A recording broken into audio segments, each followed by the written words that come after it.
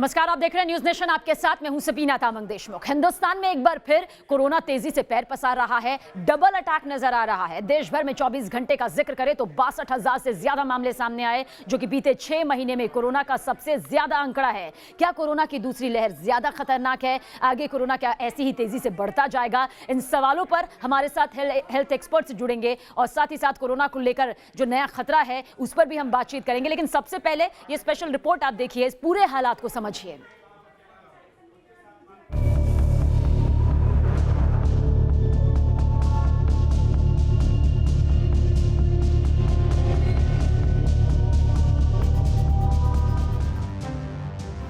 में कोरोना महामारी को आए हुए 1 साल से ज्यादा का वक्त हो चुका है। दुनिया भर में करीब 28 लाख लोग कोरोना महामारी की वजह से काल के गाल में समा चुके हैं।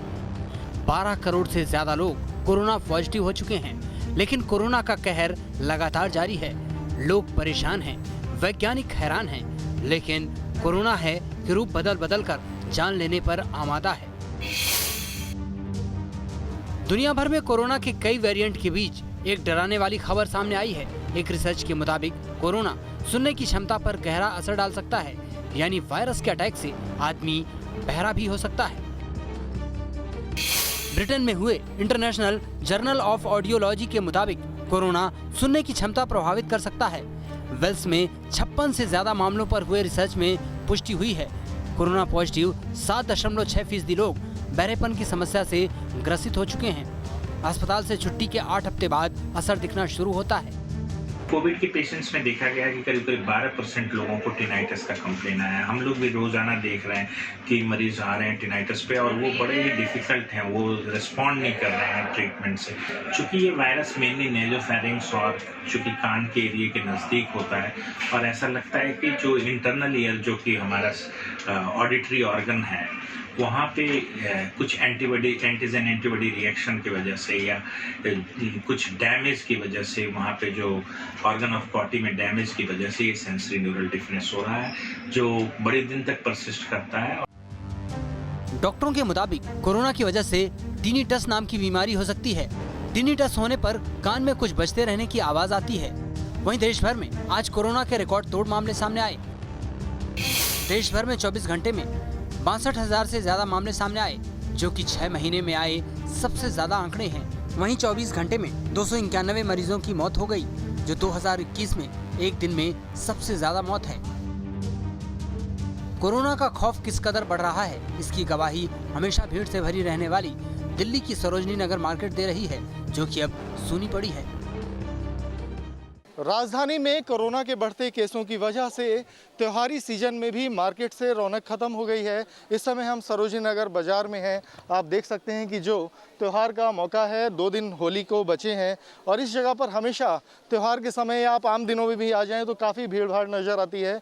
लेकिन मार्केट में दुकानदारों के पास कस्टमर नहीं है। बाजार आप देखेंगे तो जिस तरीके से यहाँ भीड़ होती थी वो नहीं है। लोग खाली बैठे हैं। आपको ज़्यादातर सेल्समैन मिलेंगे जो अपनी दुकानों के आगे हैं। वहीं कोरोना की सेकेंड वेव का हॉटस्पॉट बने महाराष्ट्र में तेजी से बढ़ रहे मामलों की वजह से दहशत का आलम है।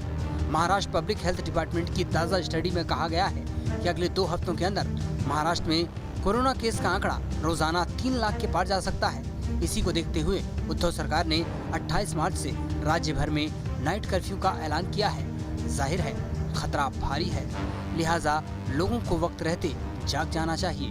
Team news nation.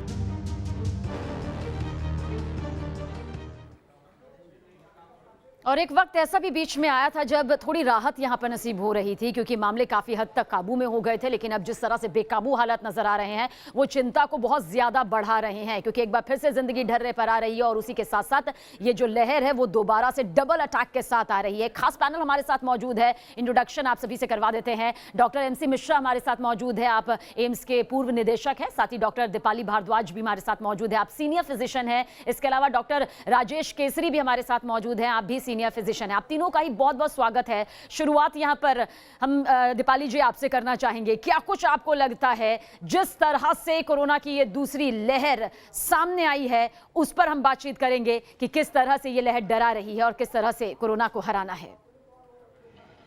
जी बिल्कुल, पहले तो सब लोगों को टीकाकरण के लिए जिसको अपॉर्चुनिटी मिल रही है जाना चाहिए।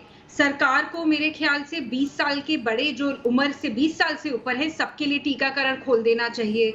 होली मैं कैसे बना रही हूँ, मैं आपको सच बताऊं तो कलरफुल मास्क खरीद रही हूँ, फैमिली मेंबर्स को भी यही भेज रही हूँ। आप सबको सबसे ज्यादा सतर्क यही रखना है कि ये जो सेकंड वेव आ रही है, म्यूटेड स्ट्रेन्स आ रहे हैं, जो लोगों का टीकाकरण हो भी गया है तो एंटीबॉडी बनती है 6 हफ्ते बाद दूसरी डोज के, तो बहुत समय लगता है शरीर को तैयार होने में अगेंस्ट कोविड। इसीलिए अपनी इम्यूनिटी को बढ़ाएं। डाइट में विटामिन सी हुआ, आंवला, अश्वगंधा, गिलोय, जो हमारे देश के इतने फेमस हर्ब्स हैं जो पूरी दुनिया आज उसको फॉलो करने पे लग गई है, आज सब भारतीय को वो फॉलो करना चाहिए। और SMS सोशल डिस्टेंसिंग जितना हो पाए, मास्क हर वक्त, और हाथों को सैनिटाइज मतलब हैंड वॉश करके रखें, वरना सैनिटाइजर यूज करें। डॉक्टर MC मिश्रा, आपको लगता है कि 1 साल से ज्यादा का वक्त बीत चुका है, ये कहते कहते प्रशासन की तरफ से, आप सभी एक्सपर्ट्स की तरफ से कहते कहते कि एक दूरी बनाए रखें, सोशल डिस्टेंसिंग करें, सैनिटाइजेशन यहाँ पर होना चाहिए, अपने आप को एक दूरी के साथ साथ ये समझना होगा कि जरूरी चीजों के लिए ही बाहर निकले, लेकिन शायद इन सब की अनदेखी हो रही है, एक लापरवाही हो रही है जो कि आंकड़ों के जरिए सामने आ रही है। सर, कैसे काबू में आएगा ये कोरोना? देखिए, आपने बिल्कुल ठीक कहा, और जैसे डॉक्टर दीपाली ने बताया, इसका बहुत आसान तरीका है कि हम कैसे बचें और दूसरों को कैसे बचाएं। ये बिल्कुल बात ठीक है कि जब तक लोग बचाव के उपाय कर रहे थे, केसेस कम हो रहे थे। फिर वैक्सीन आ गई तो लोगों को वैक्सीन प्लस केसेस कम होना ऐसा लगा कि कोरोना का अब अंत आ गया है, और वहीं पे ऑफ गार्ड हम लोग हुए। और ये भारत देखिए कोई अलग से नहीं है, कोई भी ज्योग्राफिक एरिया या देश। यूरोप में हमने यही चलन देखा और यही ट्रेंड देखा, यही UK में देखा, यही और जगहों पे भी देखा, जहाँ गल्फ में, UAE में, सब जगह पे यही बात हुई। जब जब लोगों ने ये माना कि कोविड खत्म हो गया है और बचाव के उपाय बंद कर दिए और ऐसा लगा कि नॉर्मलाइज हो गई सब चीजें, तब तब इसने सिर उठाया। भारत में मुख्य कारण एक तो ये है, दूसरा कारण है जो म्यूटेशंस भी हुए हैं। म्यूटेशंस देखिए, महाराष्ट्र में जो डबल म्यूटेशन वाले वायरस है 20% करीब वो है। बेंगलोर में 40% जो अभी इन्फेक्शन है वो लोकल म्यूटेशंस की वजह से है। चलिए सर, और डिटेल से आपसे आगे बातचीत जानेंगे, आपके जरिए दर्शकों तक पहुंचाएंगे, क्योंकि एक एक डिटेल, एक एक फैक्ट बहुत जरूरी हो जाता है। डॉक्टर राजेश भी हमारे साथ में है। डॉक्टर राजेश, आपसे यहाँ पर समझना चाहेंगे कि हिंदुस्तान में कोरोना के जिस नए स्ट्रेन का जिक्र किया जा रहा है, आखिर उसके लक्षण क्या है, कैसे पहचाना जा सकता है कि अगर हमें वो सिम्टम है तो हमें सतर्क हो जाना चाहिए? देखिए, अभी तक ऐसा नहीं है कि जो नए कोरोना के स्ट्रेन आए हैं, हमारे देश में कई सारे कोरोना के स्ट्रेन अभी तक पाए गए हैं। जो एजेंसी जो इसकी जांच करती है, वो रैंडमली जो सैंपल आते हैं, जो पॉजिटिव सैंपल होते हैं, उनका फर्दर जांच करती है और उससे पता चलता है कि कौन कौन से किस प्रकार के स्ट्रेन हैं। लेकिन जो सिम्टम है, ऐसा नहीं है कि अलग अलग स्ट्रेन आ रहे हैं तो उनके अलग अलग सिम्टम हैं।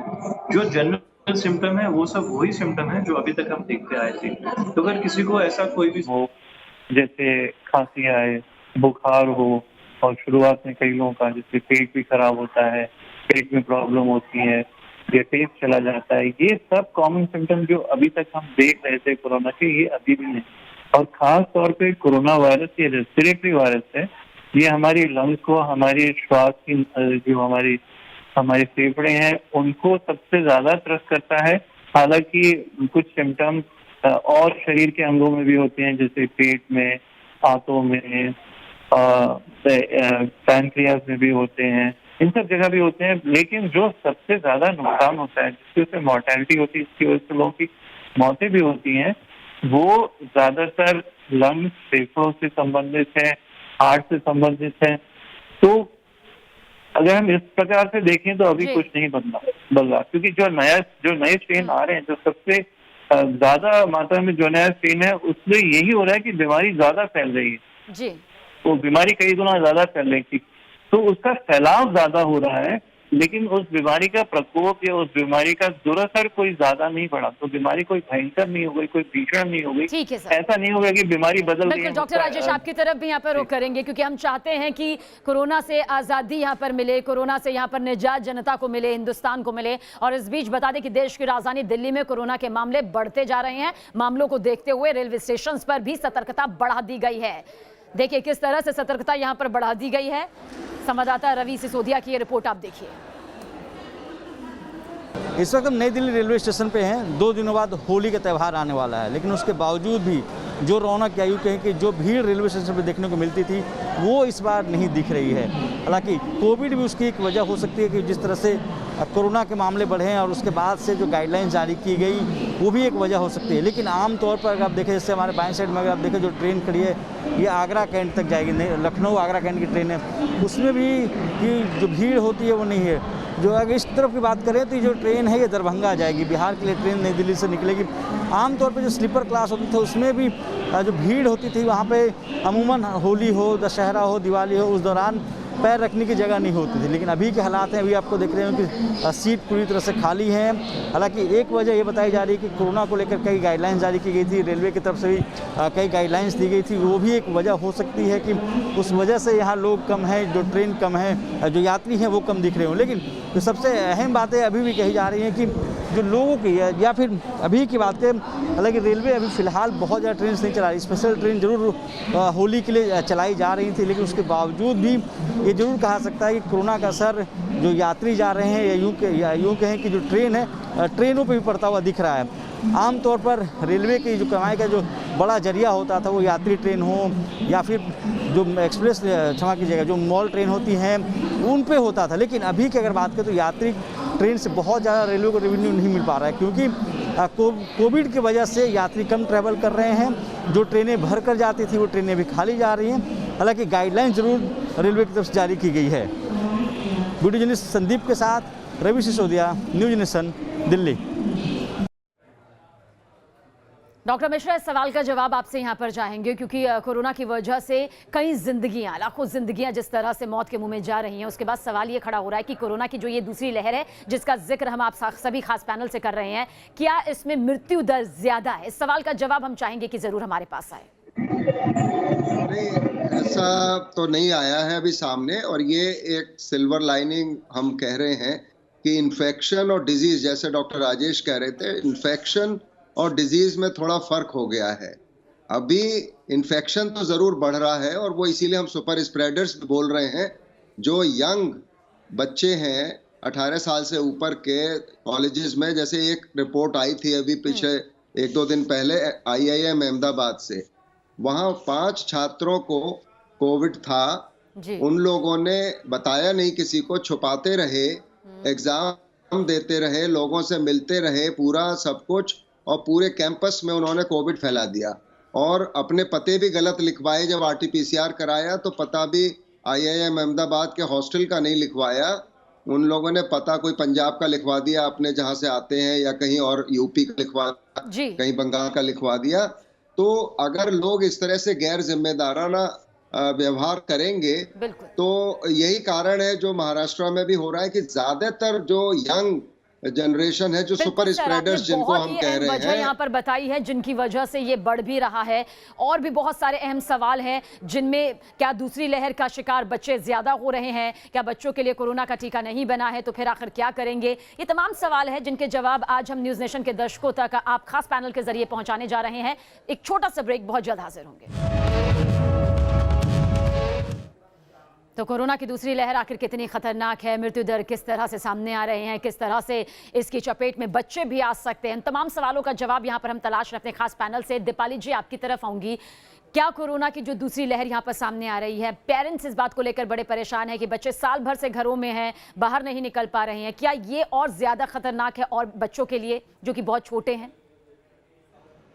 देखिए, बच्चों के लिए खतरनाक है या बच्चे सुपर स्प्रेडर बन सकते हैं, ये तो आने वाला वक्त ही हमें समझाएगा। मगर ये वक्त वही है कि हम अपने बच्चों को, जिनके लिए कोई वैक्सीन अवेलेबल नहीं है, उन्हें घर के अंदर ही रखें बाहर अपनी कॉलोनी के अंदर, जैसे अगर आप कॉलोनी में हो, कुछ RWA टाइप कर सकते हैं, तो टाइम बदल के बच्चे अपने फैमिली मेंबर के साथ नीचे गार्डन में जाए, ताकि पेरेंट्स भी डेफिनेटली वॉक कर लें। सबको अपनी लाइफस्टाइल को बेटर करना है, तो बच्चों को भी अपनी हेल्थ बेटर करनी है, एक्सरसाइज करना है। मगर क्या बच्चे कोरोना ज्यादा स्प्रेड करते हैं या उनको ज्यादा सीवियर फॉर्म आ सकता है, वो तो सिर्फ वक्त ही बता पाएगा। बिल्कुल डॉक्टर राजेश, कुछ इसी तरह का ये सवाल है कि बच्चों के लिए देखिए कोरोना का टीका तो अभी बना नहीं है, तो ऐसे में बच्चे करें तो क्या करें?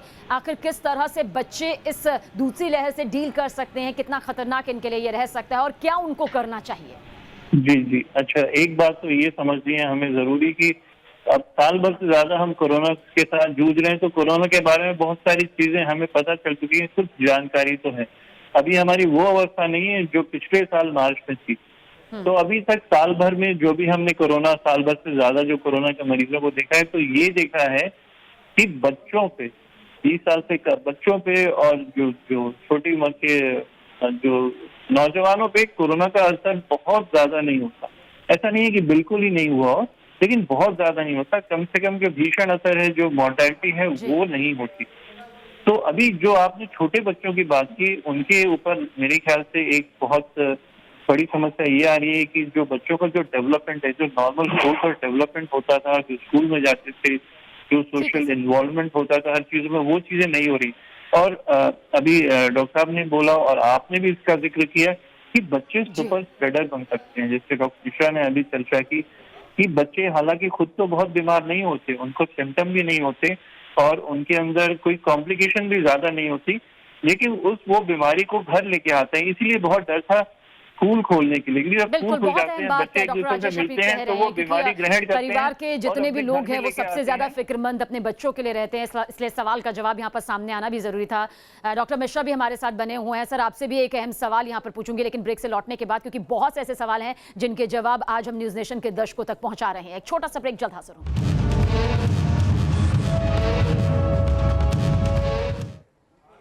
तो कोरोना की दूसरी लहर को लेकर आखिर क्या तस्वीर बन रही है? ये खतरा कितना ज्यादा है? किस तरह से इस खतरे से निपटा जा सकता है? क्या लक्षण हो सकते हैं? तमाम सवालों के जवाब हमारे खास पैनल के जरिए हम दर्शकों तक पहुंचा रहे हैं। तीनों की तरफ ही हम आगे रुख करेंगे, लेकिन देश की राजधानी दिल्ली से बड़ी खबर है। लॉकडाउन नहीं लगेगा। दिल्ली में कोरोना के हालात पर स्वास्थ्य मंत्री सत्येंद्र जैन का बयान आया है। कोरोना का समाधान बंदी नहीं है, यानी कि लॉकडाउन नहीं है, ये सत्येंद्र जैन की तरफ से कहा गया है। दिल्ली में पिछले 24 घंटे में दरअसल 534 नए केस सामने आए, 9 मौत हुई, जिसके बाद दूसरे दिन में लगातार 1500 से ज्यादा ये केस है। क्या कुछ कहा उन्होंने, सुनिए आप भी। लॉकडाउन की ऐसी कोई संभावना नहीं है। मैं आपको एक और चीज बताता हूँ। लॉकडाउन करके देखा गया था, लॉकडाउन करने का कुछ लॉजिक था। लॉजिक ये था कि उस टाइम पर किसी को भी नहीं पता था ये वायरस कैसे फैलता है। सबसे पहले कहा गया था कि भाई अगर 14 दिन का इसका साइकिल है, इन्फेक्ट होने से लेके खत्म होने तक का 14 दिन का साइकिल होता है। एक्सपर्ट्स का ये कहना था कि अगर 21 दिन के लिए, 21 डेज के लिए आप टोटल चीज़ों को, एक्टिविटी को लॉकडाउन कर देते, जो जहाँ पर है वो वायरस वहीं खत्म हो जाएगा, ये फिर आगे फैलना बंद हो जाएगा। लॉकडाउन को बढ़ाते गए, उसके बावजूद भी ऐसा नहीं हुआ कि कंप्लीटली खत्म हो जाए। तो मुझे लगता नहीं है कि lockdown is a solution. Corona का कहर अपने आप में इंसान को किस हद तक कमजोर कर देता है, ये सभी के सामने है, लेकिन आखिर इसके बाद दूसरी बीमारियां क्यों हो रही है, इस सवाल का जवाब अपने खास पैनल से हम तलाशेंगे। डॉक्टर MC मिश्रा, आपकी तरफ रुख करूंगी इस सवाल के लिए। दूसरी बीमारी आखिर क्यों हो रही है कोरोना होने के बाद, ये आपसे समझना चाहेंगे सर। नहीं, इसमें देखिए 2 बातें समझने वाली हैं कि एक तो जो हर एक व्यक्ति की रोग प्रतिरोधक क्षमता भिन्न होती है। मान लीजिए मेरे को कोविड होके चुका है, अगर आप आंकड़ा देखेंगे तो री इन्फेक्शन कोविड हुए व्यक्तियों में बहुत कम रहा है, लेस देन 1%, 0.8% रहा है। और कोविड होने के बाद जो प्रोटेक्शन मिलता है हमको, वो करीब एवरेज 212 दिन का मिलता है। उसके बाद इन्फेक्शन फिर दोबारा होने की संभावना होती है जी। अब कई बार वैक्सीनेशन के बाद भी ये सवाल आता है कि दोनों डोज लग गई, उसके बाद भी कोविड हो गया। तो ये लोगों को समझना बहुत आवश्यक है कि जो वैक्सीन का उद्देश्य है और जो टीकाकरण का उद्देश्य है और जो पूरा हो रहा है, वो ये है कि जिन व्यक्तियों को भी कोविड हो रहा है वैक्सीनेशन के बाद, उनको सीवियर डिजीज नहीं हो रही है और मृत्यु नहीं हो रही है। ये देखा गया है हमारे वैज्ञानिकों द्वारा कि वो वैक्सीन अवश्य हमको गंभीर बीमारी होने से बचाती है कोविड की और मृत्यु से बचाती है। डॉक्टर राजेश, कोरोना के आखिर जो नए मामले सामने आ रहे हैं उनमें बहरापन सामने आ रहा है, वर्टिगो सामने आ रहा है, लंग्स इन्फेक्शन जो है वो तेजी से सामने आ रहा है, और ये क्यों बढ़ रहे हैं? इस सवाल का जवाब हम चाहेंगे कि आप दर्शकों को जरूर दें, क्योंकि ये जो सिम्टम्स है, ये जो दिक्कतें हैं सामने आ रही हैं। ये आपने बिल्कुल सही कहा कि अभी हमें कोरोना के बहुत सारी और कॉम्प्लिकेशंस के बारे में पता चल रहा है। देखिए, कोरोना जब कोरोना का वायरस हमारे शरीर में जाता है तो वो इस प्रकार से काम करता है कि बहुत सारे इन्फ्लेमेटरी मार्कर्स जो हैं बहुत ज्यादा क्वांटिटी में, तादाद में बन जाते हैं। ये कुछ ऐसी चीजें होती हैं जो शरीर के अंदर बनती हैं, वो एक प्रकार का जहर होता है जो बाहर से कोई भी अगर आक्रमणकारी वायरस, बैक्टीरिया आए तो उसकी रोकथाम करते हैं, उसको मारते हैं, उसको नुकसान पहुंचाते हैं। लेकिन क्योंकि ये बहुत ज्यादा मात्रा में हो जाते हैं तो ये अपने शरीर के ही अंगों को नुकसान पहुंचाने लगते हैं, जैसे हार्ट को, हार्ट की मसल्स को, जो आपने बोला कान में उसके अंदर जो नर्व होती हैं उनको नुकसान पहुंचाने लगते हैं, पैनक्रियाज को नुकसान पहुंचाते हैं। इसीलिए हमने देखा है कि कुछ कोविड इन्फेक्शन के बाद डायबिटीज की बीमारी भी उभर के आई है। तो जहाँ जहाँ नुकसान ज्यादा पहुंचता है वहाँ ऐसी प्रक्रिया होती है, और कभी कभी अपॉर्चुनिस्टिक इन्फेक्शन भी उसकी वजह से और होने लगे हैं। जैसे अगर आपने अभी हाल ही में कुछ केसेस आए थे म्यूकोरमाइकोसिस के, ये एक ऐसा फंगल इन्फेक्शन है जिसकी वजह से आंखों की रोशनी चली जाती है, कानों में बहुत नुकसान होता है। तो आप देखिएगा जैसे जैसे समय बढ़ेगा हमें कोरोना की और कॉम्प्लिकेशंस के बारे में पता चलेगा। चलिए, ये भी एक नई चीज है, क्योंकि अभी वक्त जैसे जैसे आगे बढ़ रहा है, बदल रहा है। इन एक सालों में हमने काफी कुछ देख लिया है, यानी कि अभी कुछ और भी तस्वीरें आनी बाकी हैं। डॉक्टर दीपाली, आपको क्या लगता है, जो इस वक्त आप परिस्थितियां देख रही हैं, हालात देख रही हैं, लॉकडाउन नहीं है, नाइट कर्फ्यू जैसा कुछ नहीं है, कुछ एक राज्यों को अगर छोड़ दिया जाए, हर जिंदगी ढर्रे पर आने की कोशिश कर रही है, तो क्या आने वाले दिनों में आपको लगता है कि कोरोना की रफ्तार और ज्यादा तेज हो जाएगी, खासतौर से अगर इस दूसरी लहर का जिक्र करें जिस पर आप सभी हमें अहम जानकारियां यहां पर दे रहे हैं? क्या तस्वीर आपको नजर आती है? जी बिल्कुल, अगर लोग ऐसे ही लापरवाह घूमते रहे, जो मुझे दिल्ली में इंडिया गेट के आसपास में ऐसे ही गई तो मैंने देखा बहुत लोग बिना मास्क के भी घूम रहे हैं। मास्क तब लगा रहे हैं जब पुलिस वाला दिखता है, ऐसे ऊपर नीचे करते रहते हैं। तो ये लापरवाही अगर जारी रही, होली लोगों ने खेल ली जैसे पहले खेलते थे, अपने बच्चों को, यंगस्टर्स को ज्यादा बाहर जाने दिया और उन लोगों ने आके सुपर स्प्रेडर बन के फैमिलीज में, सोसाइटीज में फैलाया, तो आगे काफी बुरे दिन आ सकते हैं। स्किन पे भी एज अ डर्मेटोलॉजिस्ट हम देख रहे हैं कोविड में उंगलियों का कालापन होना, मगर सबसे इंटरेस्टिंगली दोनों कोविड के अंदर सबसे पहले एंसोम्निया, मतलब वो स्मेल जो आती है, जो खुशबू नहीं आ पाती, वो आज की डेट में फिर भी सेम फीचर है। और सबसे जरूरी चीज टीकाकरण और हर इंसान को अपनी इम्यूनिटी को बूस्ट करना है। हर इंसान को अपनी इम्यूनिटी के बारे में सोचना चाहिए और उसको बढ़ाए, वॉकिंग करें, कभी लेट नहीं होता। आज आप शुरू करें, रोज 4-5 किलोमीटर वॉक करें। चलिए, आप तीनों हमारे साथ बने रहिएगा, क्योंकि हर सवाल का सटीक जवाब आप लोगों के जरिए हम न्यूज़ नेशन के दर्शकों तक पहुंचा रहे हैं, क्योंकि सबके मन में कोरोना की इस दूसरी लहर को लेकर कई सवाल है। कुछ और सवाल भी हैं जिनके जवाब हम जानेंगे, लेकिन पंजाब और चंडीगढ़ की तरफ रुख कर लेते हैं। कोरोना के मामले तेजी से बढ़ रहे हैं, लगातार बढ़ रहे हैं। पंजाब में एक दिन में 3000 से ज्यादा केस सामने आ चुके हैं, जबकि 59 लोगों की जान गई है। चंडीगढ़ से संवाददाता विशाल ठाकुर की ये रिपोर्ट आप देखें। पंजाब में कोरोना के मामलों में लगातार बढ़ोतरी हो रही है। अगर पिछले 24 घंटों की बात करें तो पंजाब में 3100 से ज़्यादा मामले कोरोना के आए हैं। वहीं पर 59 मौतें जो हैं वो पंजाब में हो चुकी हैं। और आने वाले दिनों में अब होली का त्यौहार है और पंजाब में होली पर किसी भी तरह की कोई पाबंदी जो है वो नहीं लगाई गई है। साथ ही अगर बात करें कि जिस तरह से जो NRI ज़िले हैं, चाहे वो नवां शहर है या फिर होशियारपुर, वहाँ पर सबसे ज़्यादा मामले जो हैं वो देखने को मिल रहे हैं। और जो UK का स्ट्रेन है वो भी इन 2 ज़िलों में सबसे ज़्यादा देखने को मिल रहा है। और ऐसे में अब पंजाब में NRI आने जो वाले हैं इस त्यौहार को लेकर, तो कहीं ना कहीं पंजाब की चिंता जो है वो बढ़ा दी गई है। अगर एयरपोर्ट की बात करें तो हालांकि यहाँ पर उनके सामान को सैनिटाइज यहाँ पर किया जाता है, उनका टेम्परेचर जो है वो यहाँ पर नापा जाता है, लेकिन उसके बावजूद पंजाब में जिस तरह की जो स्थिति कोरोना को लेकर बनी हुई है वो कहीं ना कहीं जो है वो चिंता का में डालने वाली है। और वहीं पर अगर बात करें चंडीगढ़ और हरियाणा की, तो वहाँ पर जो होली के त्यौहार हैं उस पर पाबंदियाँ लगा दी गई हैं, यानी कि पंजाब में अब होली के त्यौहार पर कोई पाबंदी नहीं है। और ऐसे में लोग जो हैं अगर होली के त्यौहार को मनाते हैं तो उससे कहीं ना कहीं जो कोरोना के मामले हैं उससे और बढ़ने का खतरा है। और ख़ासकर जिस तरह से जो पंजाब से बाहर एनआरआई रहते हैं, अगर वो पंजाब में वापस आते हैं, और इस तरह से पंजाब में देखा गया है कि एनआरआई के आने के बाद जो है वो कहीं ना कहीं बढ़ोतरी जो है वो मामलों में हो रही है। और साथ ही जो होशियारपुर या नवां शहर है वहाँ पर जिस तरह से जो यूके का स्ट्रेन सबसे ज़्यादा पाया जाता है, तो कहीं ना कहीं एनआरआई के आने से जो है ये स्ट्रेन बढ़ रहा है। और पंजाब में आने वालों में दिनों में कहीं ना कहीं ये चिंता का विषय जरूर होगा। वीडियो जर्नलिस्ट श्रवण के साथ विशाल ठाकुर, न्यूज़ नेशन, चंडीगढ़। कुछ और सवाल है जिनके जवाब यहाँ पर हम अपने खास पैनल से तलाशने की पूरी कोशिश कर रहे हैं। डॉक्टर राजेश, जब मैं इस शो से पहले आ रही थी और जितने आसपास हमारे लोग होते हैं उनका सबसे जो ज़्यादा अहम सवाल है कि क्या सिम्टम्स हो, कैसे हम पहचानें, अगर हमें हो रहा हो या हमारे अपनों को हो रहा हो, आसपास के लोगों को हो रहा हो, फिर भी हम चाहेंगे कि वो सिम्टम्स आपके ज़रिए नए कोरोना के जो शुरुआती तौर पर होते हैं वो सामने आए, ताकि जो दूसरे लोग हैं वो कम से कम बच सकें। देखिए, सबसे पहले तो जरूरी नहीं है कि अगर कोरोना बीमारी हुई है तो उसकी कोई सिम्टम, कोरोना बीमारी एसिम्प्टोमेटिक भी हो सकती है कि जिसमें आपको पता भी ना चले, महसूस भी ना हो। इसी के बारे में भी हमने चर्चा की। जो सुपर स्प्रेडर्स हैं उनको बीमारी हो जाती है लेकिन उनको कोई सिम्टम नहीं होता, लेकिन वो दूसरों को बीमारी फैलाते हैं, जैसे कि बच्चे। अब अगर कोरोना हो गया है तो उसके सिम्टम क्या हो सकते हैं? सबसे बड़ा कोरोना का सिम्टम होता है बुखार।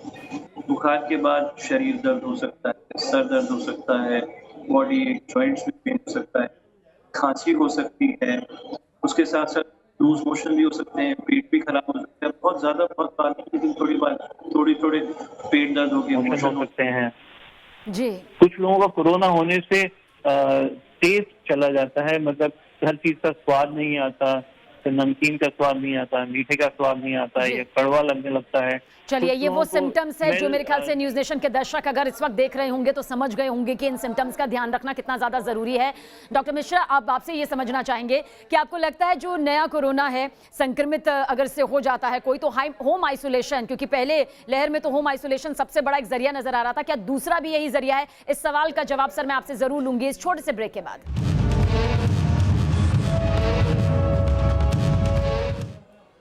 और बिना वक्त गवाए डॉक्टर एमसी मिश्रा आपकी तरफ करेंगे सवाल के साथ कि अगर नए कोरोना की चपेट में कोई आ जाता है तो क्या होम आइसोलेशन काफी है इसके लिए? देखिए, कोविड के लिए जो हम लोग बार बार दोहराते हैं कोविड एप्रोप्रिएट बिहेवियर, वो बचाव के लिए भी लगता है और वो कोविड हो जाने के बाद भी लगता है, जिसे उचित व्यवहार, अनुचित व्यवहार।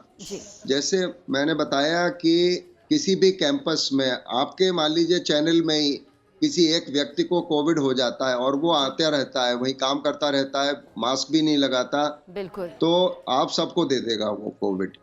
यही हाल हो रहा है और हम देख रहे हैं पूरे परिवार, फिर से पूरे के पूरे परिवार को कोविड हो रहा है। मेरी अपनी बिल्डिंग में जहां मैं रहता हूं, एक मंजिल पे पूरे परिवार को कोविड है और ये फिर से वही दोहरा रहे हैं हम जो पहले होता था। बिल्कुल सही। और क्योंकि जो म्यूटेंट वायरस है, जो व्यवहार बदलता है, चरित्र बदलता है अपना, जो वायरस वो ज्यादा इन्फेक्टिव है, जैसे डॉक्टर राजेश ने बताया, बहुत जल्दी फैलता है। तो Covid appropriate behaviour, home isolation is the key. बिल्कुल, ये बहुत महत्वपूर्ण है कि लोग, तेजी से फैल रहा है जैसा कि आप सभी यहाँ पर बता रहे हैं, रोकथाम के भी उपाय आप यहाँ पर बता रहे हैं, जागरूक आप लगातार कर रहे हैं और ना सिर्फ आज से बल्कि सालों से कर रहे हैं। कोशिश यही है क्योंकि ये कड़ी जो है, ये चेन जो है यहाँ पर टूट सके। बहुत बहुत शुक्रिया आप सभी का हमारे हर सवाल का जवाब देने के लिए और जनता तक इन तमाम अहम सवालों के जवाब पहुँचाने के लिए। एक छोटा सा ब्रेक के बाद भी खबरों का सिलसिला जारी है।